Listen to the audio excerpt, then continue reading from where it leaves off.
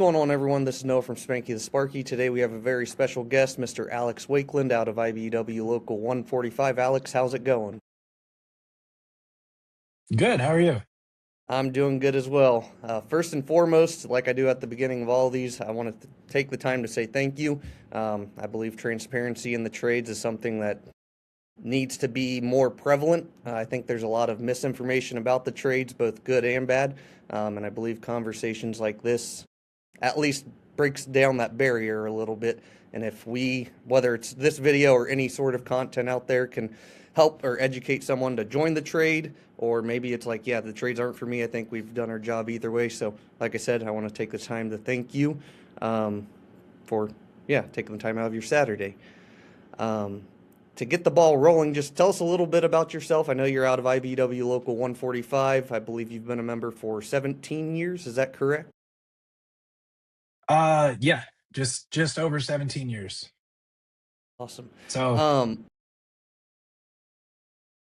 oh, no, I you're was good. gonna just Sorry. say where I started and how I got into being in the IBW. So the way I started Yeah, was just give us a breakdown. yeah, at first I was doing the whole college thing. I thought I was gonna be a psychologist, so I thought I'd wear a suit and tie to work every day. That didn't work out. The housing crash in 2008. I started looking for another job. I started a young family, and I got into being a line clearance tree trimmer with the IBEW. And the thing I That's like awesome. about the IBEW is it's like everything's ranked. So you can like if you start here, you Yep. know the path to get to where you want to be. And in my hall, the lineman was, the top paid person at the hall. So that's where I wanted to move towards. And so I just diligently pursued that. It took Well, you, me about a year to get into the lineman apprenticeship. And then after that, it was just kind of a steady march up through my career. Now I'm a contractor lineman, so I travel all over the country. I started a TikTok to kind of talk about some of the issues and the problems I was running into, and just try to like make a voice for the people that are usually we're not so much brushed aside. It's just like we move so fast. So by the time our problems filter up the chain, the job's already over and we're already on to another yep. project. So they just get kind of washed into the ether. So I was trying to make a record of that and try to start building That's on great. that. And so I started developing an idea for like a universal credentialing system that would follow the worker rather than the company. And that's kind of where the idea of Junction started with me. And it just so happened that in parallel, Junction was doing this exact same thing over in New Zealand, where they have a lot smaller electrical industry, so it's a lot easier to contain and see those problems and fix them. And Mm-hmm. so they were fixing the same problem that I was Yeah, having, and that's kind of how that partnership blossomed into what it is today. that's awesome. So Junction, I was actually reviewing your LinkedIn and came across Junction. Give us a little bit more about it. I know you said it's credentials that follow the employee, but is there, I guess, is there kind of like a network at this point, or is it still growing? A network as in like there's maybe like employers or contractors that have access to it, or right now is it solely for like a, I guess, a working individual like yourself or myself? So right now it's like the early stages of the ecosystem. We have most of the state of Michigan and 876, the IBW up there is That's on awesome. board. They're kind of spearheading the initiative and helping us That's find whatever issues there are and build around and fix it. And it also gives us a lot more access to the problems that the hall actually has because I knew my problems intimately because they're mine. So it was easy for me to fix my problems. yeah. And once you take a step up the That's chain, you figure out what all your boss's problems are. And it's just a whole new set of like things to deal with. And so now we're fixing all of those issues. So we have I think 4 or 5 different contractors on board right now. We have that's huge. over 2,500 verifiable union credentials that have been issued, which means they're digitally cryptographically sealed. You can't fake them. They're provable in the That is field in awesome. real time, even without internet access. So that's a huge win. And then we have a little over 2,000 linemen that have signed up on their own outside of that, that are just waiting for either their haul or their contractor to pick it up. So we have this huge database that's continually growing every day, and the value of that database grows exponentially the more people that get on board. So And I that's think this year is the year that it's going to crack it and go big. well, it sounds like, and to put that into perspective, the IBEW has, I think it's anywhere, it's approximately, let's just say, 875,000 members, and that's between the inside wiremen, outside wiremen, and I think telecommunications. So even getting Mhm. 2,000, even though that doesn't sound like an astronomical number, in my opinion, that's a huge number, and I mean, that's Yeah. freaking awesome. So The cool congratulations thing on about that. Junction too is like it uses the databases to scale. So in a hypothetical, like perfect world for me would be all of the IBWs just get on board and say, okay, we want this technology. Let's make it happen. I could onboard all 800,000 members within a month. That's how long it would take And to give every single IBW member a cryptographically unfakeable union ticket. that's something I'm all for it. I know many members would be for it. I think Mhm. even upper level leadership would be for it. I think it's just, I think technology scares a lot of people. A lot of the, and this isn't a Absolutely. knock at any of our leadership. A lot of our leadership are older individuals, so technology, even though it's not new to them, the concept of incorporating it's kind of a newer idea in my opinion. Um, Absolutely. but I do think That's been the major that hurdle. would tremendously help. And that's, I figured it would be. It's like every other thing with the construction trades, technology and construction seem to butt heads, oil and Mhm. water. So it's unique. You said local 876 is already on board with it, or kind of Yep. spearheading it. 876. Uh, They have almost all of Michigan except the Detroit area. That's local 17. And a few conversations I've had with a couple of the surrounding halls, they've kind of been like, we want to see what you do there and how well it works, and then we'll adopt it. hmm But we want to make sure it works first. And I've been very fortunate with 876 being the first one to step forward and say, we'll give you a shot. Let's do it. That's awesome. That's huge, and I think you'll have the trickle down effect. Obviously, it's working well. You don't just have 2,000 people ultimately sign up for a platform that's not effective in some manner. So that's awesome. Uh, Going with that, with technology, social media, I know you're involved in the social media aspect and obviously the Mhm. technology aspect. Why do you think it doesn't have to be specific to the electrical trades or lineman trades, but construction as a whole? Why do you think there's so much, I wouldn't say backlash, but pushback when utilizing either technology or social media when it comes to the Mhm. trades? So I was one of the early adopters to social media. I grew up with social media. So to me, it was just like a natural part of my life. And I've always had a cell phone. When I hmm got into the trades, most guys still didn't have cell phones. They were issued phones by work. And so I was kind of at Yeah. the front leading edge of that. And I got to say, I 100% think it's just liability and lawyers. Everybody's afraid somebody's going to film something, somebody's going to say something, and the backlash is going to fall on the company. Every single time, they're always afraid that's going to happen. And to my defense of that is basically like if we're filming something and we film something wrong, that's a teachable event. You can tell people, hey, your best practices weren't followed. You did this wrong. You did that wrong. If we don't film it, those learning experiences never happen. So it becomes this like, do we really want people to work safer or do we just want to look like we work safer by just ignoring the problem? I personally would encourage a company to start having not a more loose view of social media, but more of a proactive view of social media where they can use this as a teaching tool because that's where the young people are. That's where you're going to reach them. That's where you're going to find them. Imagine your entire workforce seeing best practices on social media in their free time. They're training on their own. And that's something that we could have as an entire Yep. industry of like, here's a tip, here's a trick, here's how this works better. Here's this cool tool I found that does makes this job way safer and way easier. We could have all of those things, but there's this roadblock of nobody wants to take on any of the liability. And I think liability is slowly strangling innovation in multiple industries. I guess the fear of I liability. would agree with that. I would agree with that. And it's not like a poke at safety. That's obviously why safety is there, is a liability aspect. Do I believe safety has its place and it's a great thing? Yes.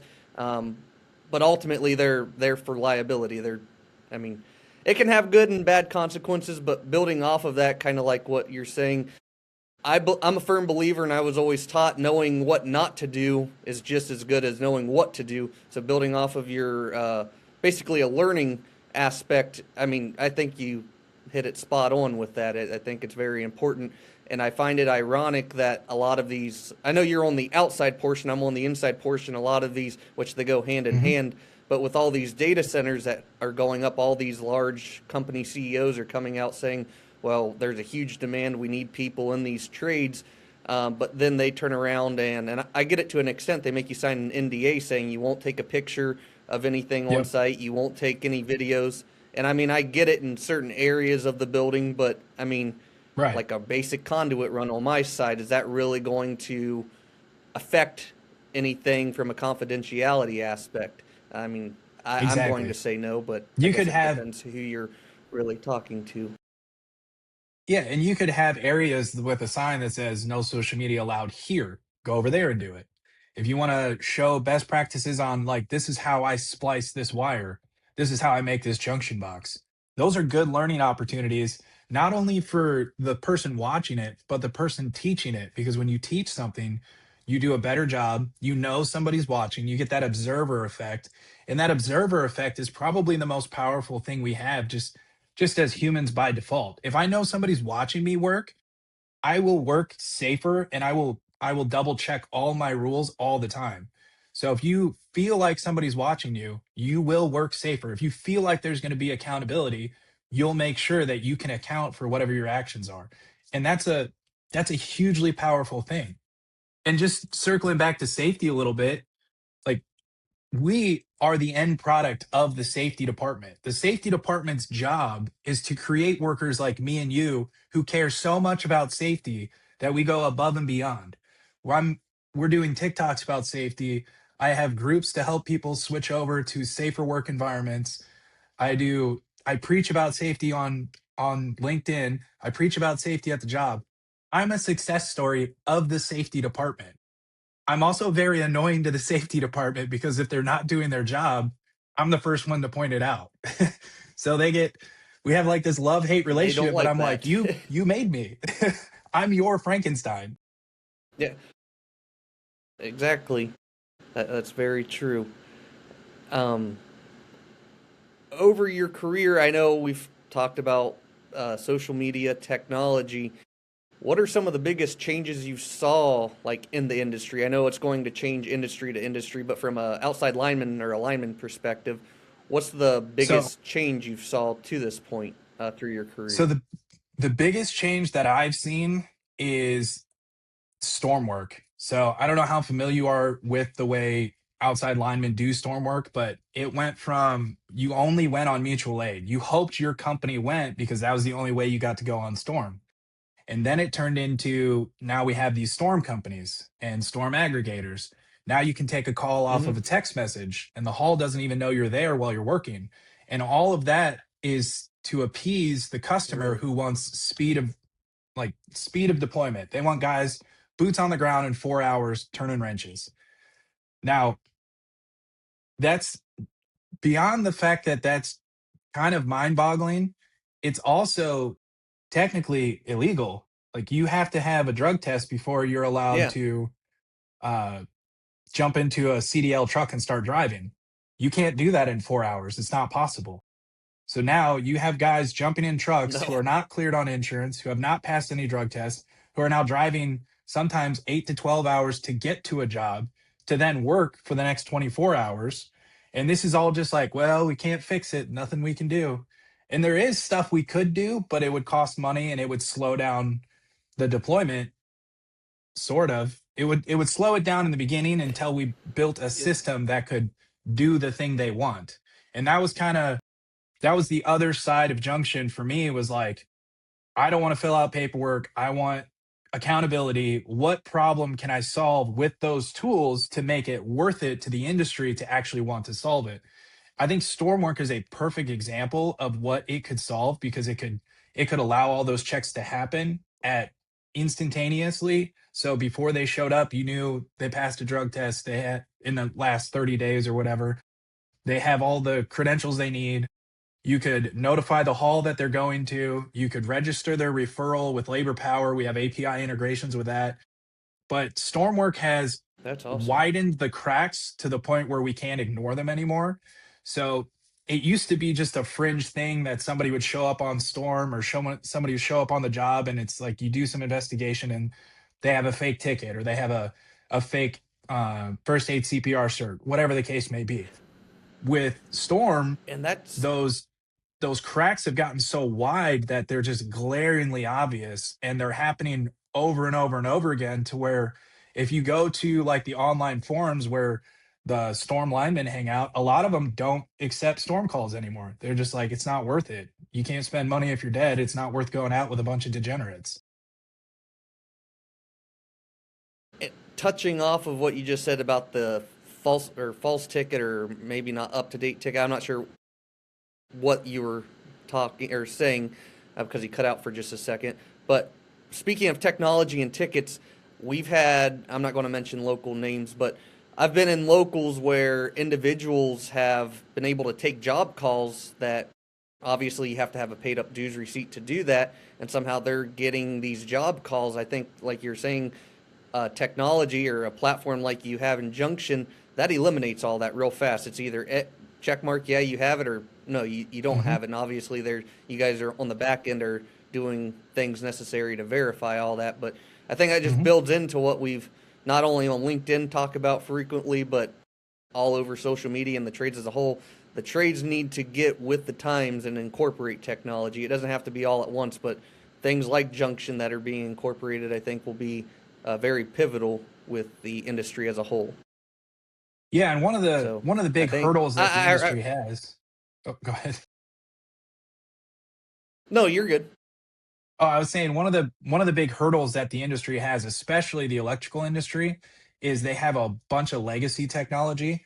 So, like, the programs that they're used to using and that are entrenched were Yeah, built in the late 90s, early 2000s, and they've just been running and keeping them going. So you kind of need this bridge technology that could take that old interface and update it. So, like I said, with labor power, and this isn't a knock against labor power, it does what it does very, very well, but it's very focused. And each hall has their own instance and their hmm, own files of labor power. So it's very hard to connect those. And that's one of the things that Junction does, is they yeah. specialize in connecting those databases in a secure manner where the hall doesn't lose any control. They don't lose any ownership of the data, but the data, it's stuff you would tell another hall if they called and asked. It just makes it so they don't have to call you and ask you individually. That saves time, which in return saves money, and everyone, whether you're a contractor, business owner, whatever the case may be, everyone likes to save money. And I mean, time you Absolutely. can't buy, so Time is the it's a only win-win currency you either can only way. spend once. That's very true. Being an advocate in the union trades, what motivates you to speak up about the industry, whether it's from a technology standpoint or recruitment standpoint, safety standpoint? What motivates you to not only speak up but continuously speaking up? Because I know you do that, especially on LinkedIn. We follow each other, but what keeps you Yep. going? So at first, it was just, I thought I was crazy because I was voicing these problems to people I thought would fix them, and they were telling me they weren't problems. So I was like, well, I need to go find other people to make sure that I'm not delusional. And so that's what started my kick into social media, was like, basically just flagging to be like, is everybody else dealing with the same stuff? And then I found everybody was dealing with it. So I was like, okay, cool. I'm not crazy. And then it was just, I was trying to figure out how to fix the problem from the bottom up. And you get to a certain level and you run into this middle manager whose job it is to manage you. And so every problem you're trying to Hmm. solve looks like a threat to them because that's their job. So I had to figure out a way to get past that obstacle. And that was originally what drew me to LinkedIn, because there's a lot of CEOs, there's a lot of business owners on that platform. And so I just started speaking on there. And I kind of took the inspiration from Alexander Hamilton. I was watching the musical with my daughter, and I was like, this guy just wrote a Oh. bunch of speeches in the newspaper until somebody listened. I was like, I'm going to try that. So that's what started my kick into LinkedIn. And once I started doing that, I started getting members reaching out to me saying, members and non-members, like non-union guys, they were like, I've tried to get in the union. I've called the hall. I've done this. I can't figure out how to get in. And I'm like, well, if you're having this problem, somebody else is probably having this problem too. Why don't I make a group, and I'll throw you all in the same group. And anytime I learn something about it, I'll just post it on there. And then that grew into, I now have a couple BAs, a couple organizers, several different halls from That's all over the awesome. country have representatives there. And I have about 2,500 members who are non union. I think about 500 of them are other union members helping That's out. And it's helping to organize all these guys in. And so now I yeah. get messages all the time from guys that are like, hey, man, I wasn't going to apply for the apprenticeship, but I saw your videos and I saw you talking about the lifestyle, and I want to do that too. The apprenticeship's coming up. You got any advice? And I have like notes in my phone listed of like, you're going to your interview. This is the advice I can give you. You're at the interview. Here's the advice I can give you. You've gotten the interview. Now you're an apprentice. Here's your apprentice advice. Oh, you just topped out and you're trying to travel. Here's the advice. So I have all these different like cheat sheet notes to help people. And I love doing that. And I get to, every day that I get to do that is like, it's just another little push to keep going. That's something I find unique, and it varies, in my opinion, from age group to age group. Is a lot of the, I'll call them boomers, like to say the younger generation's lazy, they don't want to work and all this. And I mean, to some extent, I think that goes from age group to age group. I think there's lazy people across the board. Um, Absolutely. but pertaining to the union trades, I think being able to gain access or just general information about the apprenticeship, a lot of that's kind of unknown. Hmm. In my opinion, it varies local to local, trade to trade. I think if, as a collective whole, with all union organizations, at least from the construction standpoint, if they had one standardized process, I think it would make things way more efficient. And obviously, the information could all go out, be the exact same. It's not, well, this local requires this, and this is how they do it, and this local does it this way. There's just so much Hmm. confusion, and the access portion of all that just it can get very difficult and very discouraging. So that group that you're talking about, that's awesome that you're doing that. There's a so I read this book, I'm sure everybody else did. The love language book, it's like if your love language is Hmm. acts of service or whatever, that's how you hear love. And I that was kind of my aha moment, was that this older generation, they think that they're putting it out there in a very clear way for you to come and understand. Here's a piece of paper, come down to the hall, shake my hand, I'll tell you about the apprenticeship and we'll get you on board. The younger generation doesn't Make do sure that. it's only between the hours of. No, that's true, and that's extremely So it's true. like, They'll be like, "Well, show up between the hours of 12:30 and 1 p.m. on a Tuesday afternoon." yep. And to them, that makes the most sense. It's the most logical way to get the information. If they were young, that's how they would go about doing it. But young people today, that's totally foreign. You go online to find the information. You don't go talk to anybody. You email somebody, or you go to a chat forum, or you go to Reddit, or you go to TikTok. That's where their information is at. And if you're not going to meet them where they're at, you're never going to find them. So it's not that they're lazy and they don't want to That's work or correct. they don't want to do this. They're speaking totally different languages. And I think our generation is kind of like that middle translator generation, because when I got in, I did have to go to the hall and shake his hand and explain why I thought I'd be a good apprentice. But I also Yeah, understand that that's not how my kids are going to find a job.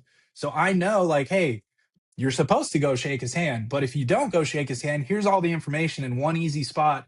Make sure you have all this and then go do this. So it's like A, B, C that's step, here you go.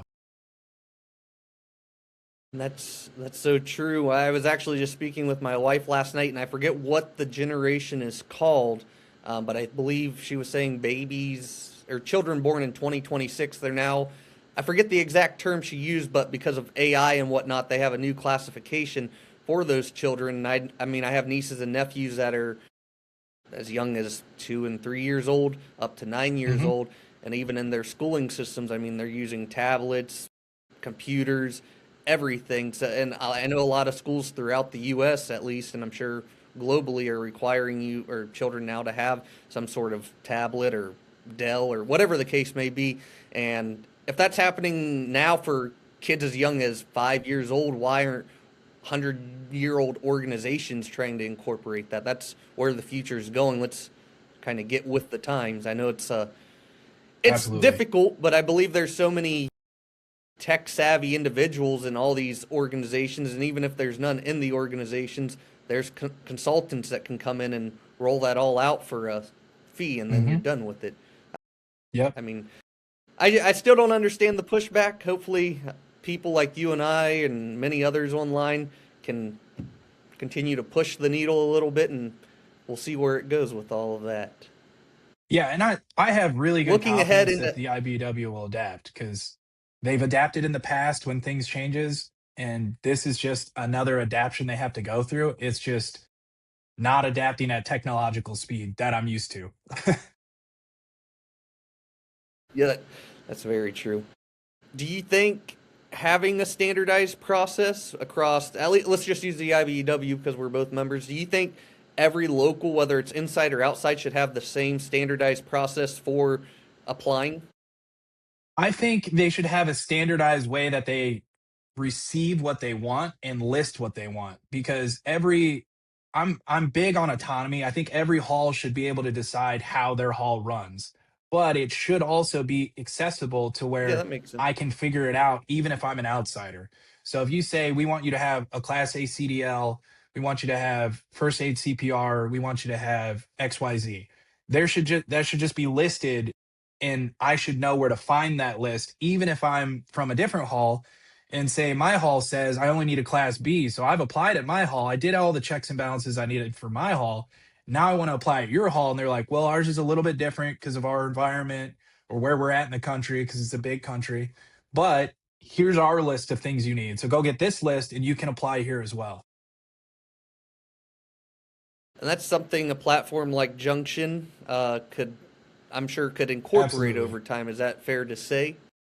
Oh, yeah, That's absolutely. where That's we need to get to. essentially their design is to be the middleman for if you want these things, here's how we can give them to you in a secure manner.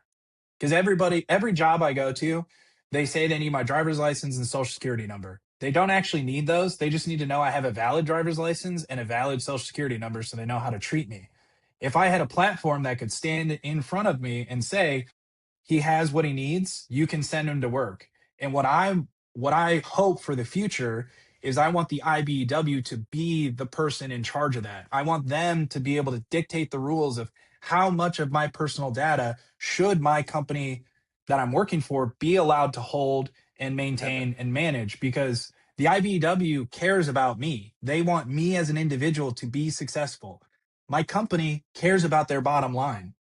they they're not necessarily going to Yep. take care of my information and my data the way that I would want them to, but the IBEW will. And so that's why we've had a couple talks with some companies that wanted to essentially have access and purchasing power over Junction. And at every stage, I've always tried to Wow. say we need to let the IBEW have first dibs at it. We please let them be the ones to be the holders of this data because as much of a great tool this becomes, it can also be used as a big weapon. And I don't want that That's true. situation to occur. I want an organization that cares about the membership, that puts the needs of the union paying members. I want them to be essentially the bodyguard of all of this data because that data is probably the most valuable thing you have at the moment. It's even more valuable than the labor you're actually producing. Would agree with that. I would, yeah, I think you're spot on with that. And like I said, I mean, I knew briefly of what Junction was by reading it online, but hearing you talk about it, I I think you have there's a crap ton of potential that can go with that. But I do Hmm. appreciate you saying like you kind of want to oversee and make sure it's not ending up in the hands of the wrong people, because when money and technology become involved with each other, not a lot of the times, but there is always the possibility of evil happening. And the fact that Exactly. you're doing that safeguard, I myself and I'm sure many others can appreciate that. Um, Looking ahead, how do you see technology transforming the future of skilled trades? Obviously, we've talked about that some now, but do you believe, like out in the field, it's going to, or technology or AI can help in the field? Do you think it's going to hurt the field? Do you think it's somewhere in between? I think we're at a fork in the road where AI is either going to accelerate bad decisions to the point of collapse, or it will start curving us back towards good decisions. And the biggest underlying factor is how much truth can we give this AI? Because the AIs that I've seen, they're incredibly good at figuring stuff out, crunching large data, large numbers, if they have good Mm, data. If you give them bad data, they just accelerate bad answers quicker. If you think everybody's taking a 30-minute lunch break and that's why production is low, well, then that's let's shorten the lunch break and we'll have more production. But if you actually figure out, like, no, everybody has to go from, this point to this point in order to get to their lunch break, why don't we just move their lunch break closer?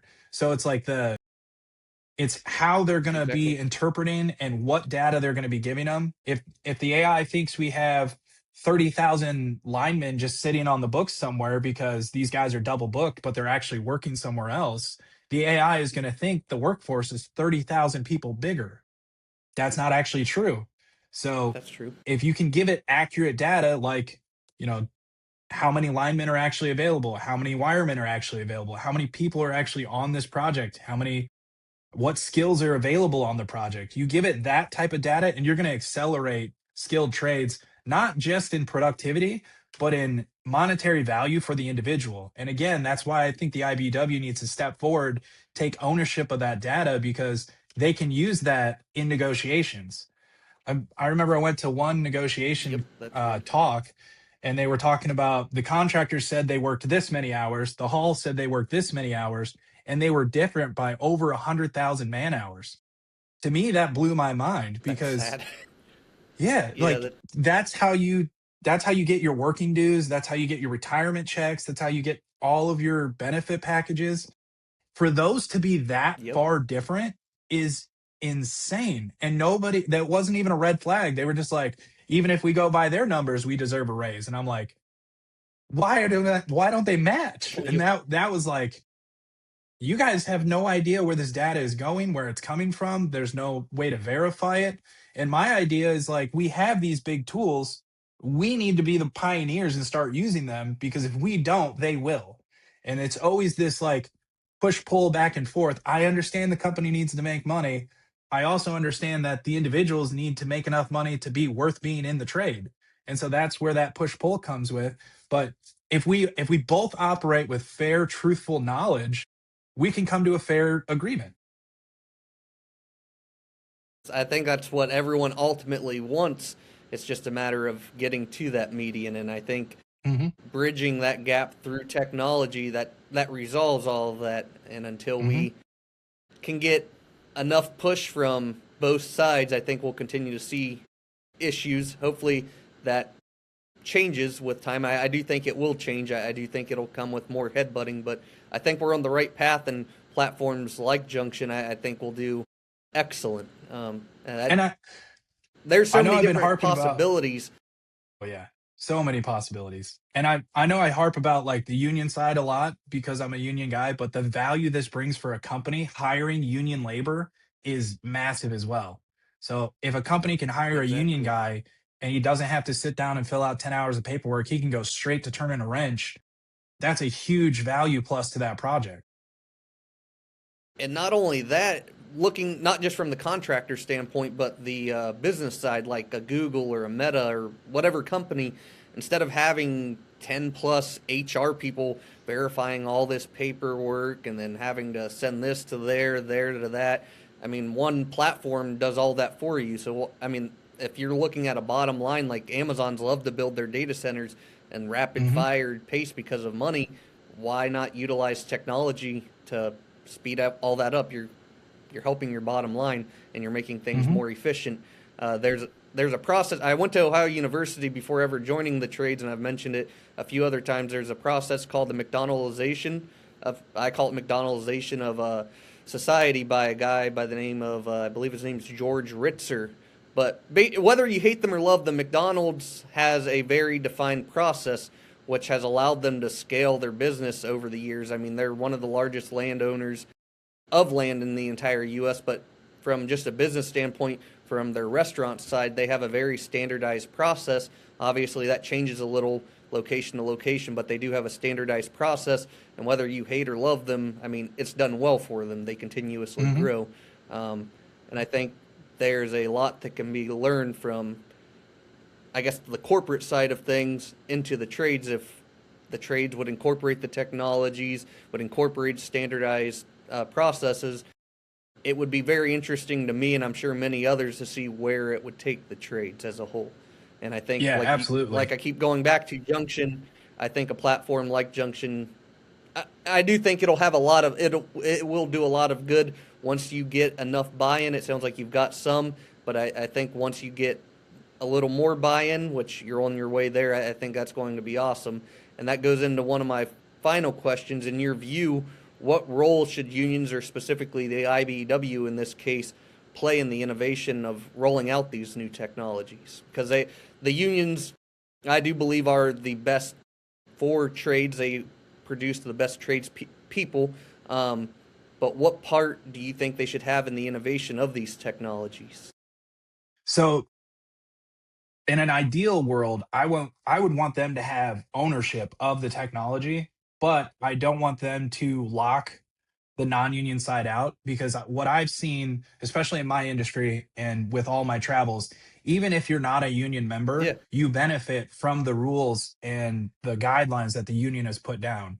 So like even just that's changing very gloves and true. sleeves, that came about because the union said this is now our standard practice. So the non-union had to keep up with that standard in order to keep competing.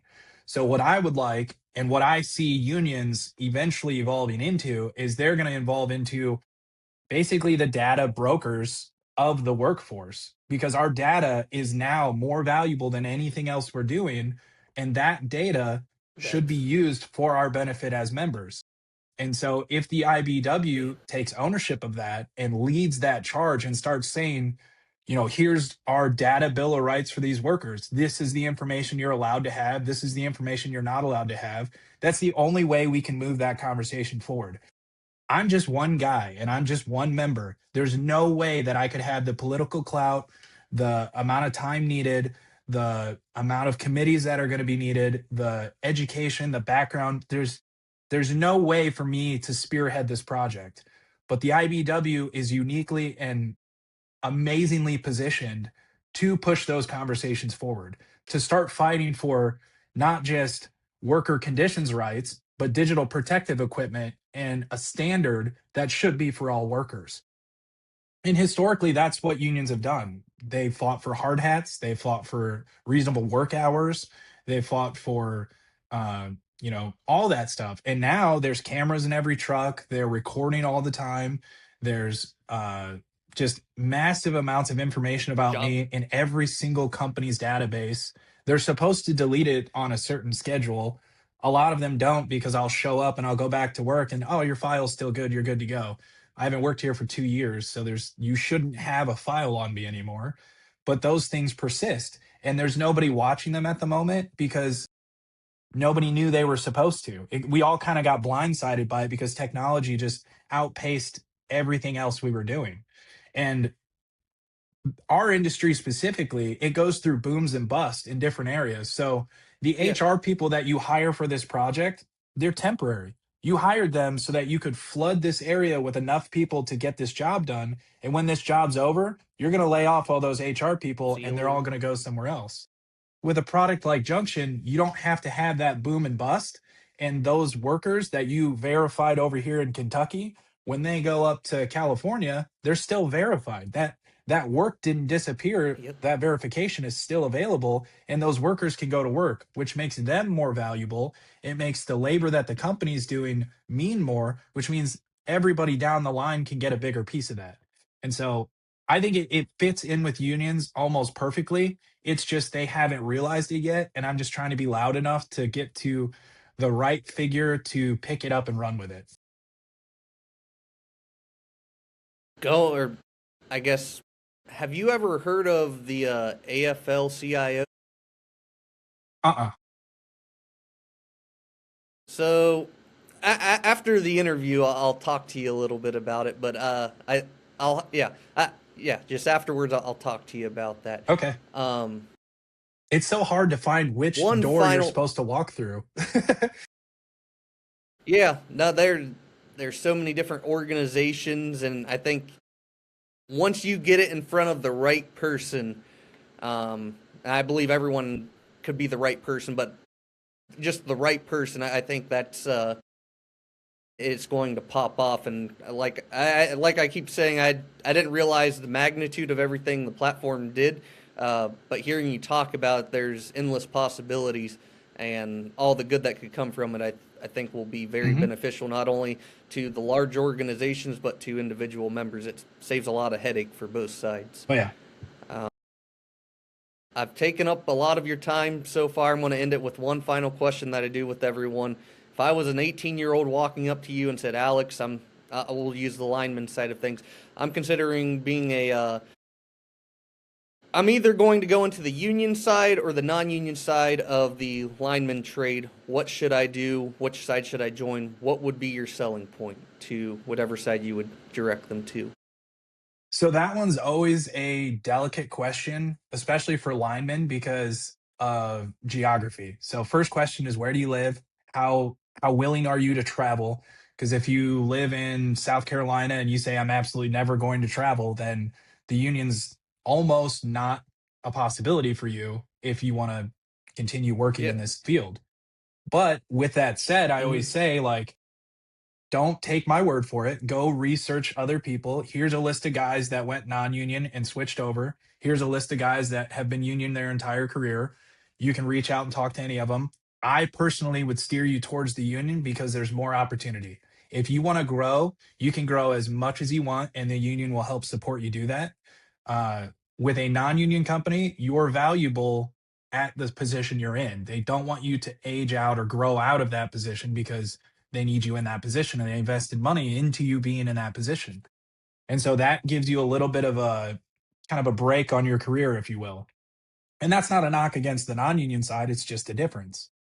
And then I would say you should thoroughly research the lifestyle of other people doing this job. And if that is a lifestyle you want, then you should pursue it with both hands and don't let anything stop you Agree. because there will be roadblocks. You'll be cold, you'll be hungry, you'll be on the road. I've had situations where I'm on the road making less money, sleeping in my truck type of deal. And you just have to get over that. You have to keep going, you have to keep pushing, and you have to overcome that. Once you get to the other side of that, and you're a journeyman lineman and you have that golden ticket, now you can go anywhere. Now you are the top in the industry. And that's a good feeling. The golden ticket, that's the end goal. Whether you want to Mhm. utilize that for the next 30 years after you get it, or maybe you want to take some time off and pursue a different career path for a little bit, it still allows you to come back and continue to Exactly. do what you do. So yeah, It's a launch uh, pad, not a it's pretty destination. cool.